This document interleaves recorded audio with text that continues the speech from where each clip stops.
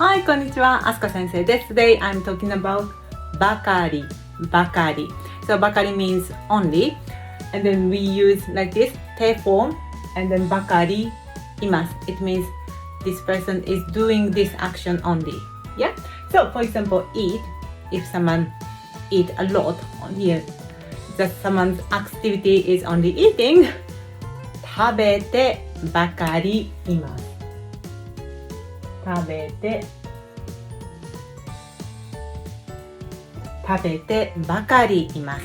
So as you can see, 手form 食べて and then います means I am eating or that person is eating.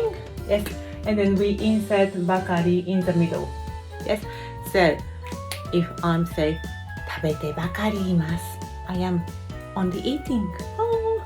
And then if you are a bookworm and then your action is reading is 読んでばかりいます。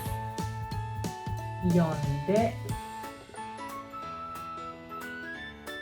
ばかりいます。Yes, that person's action is only reading. I read books only.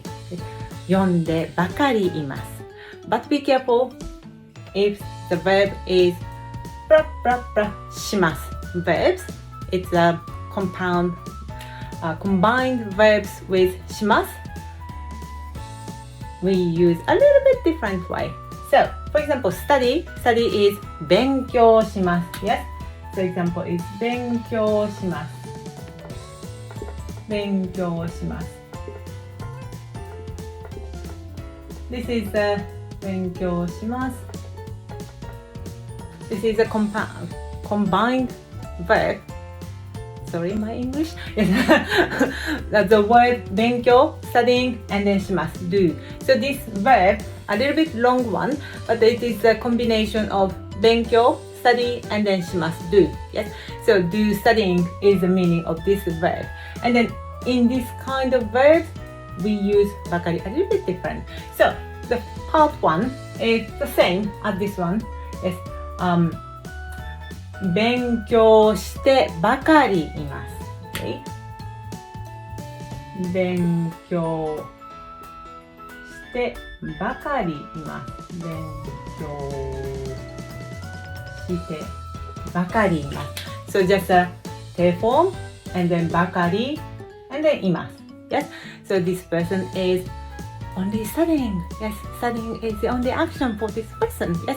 So, but another one is 勉強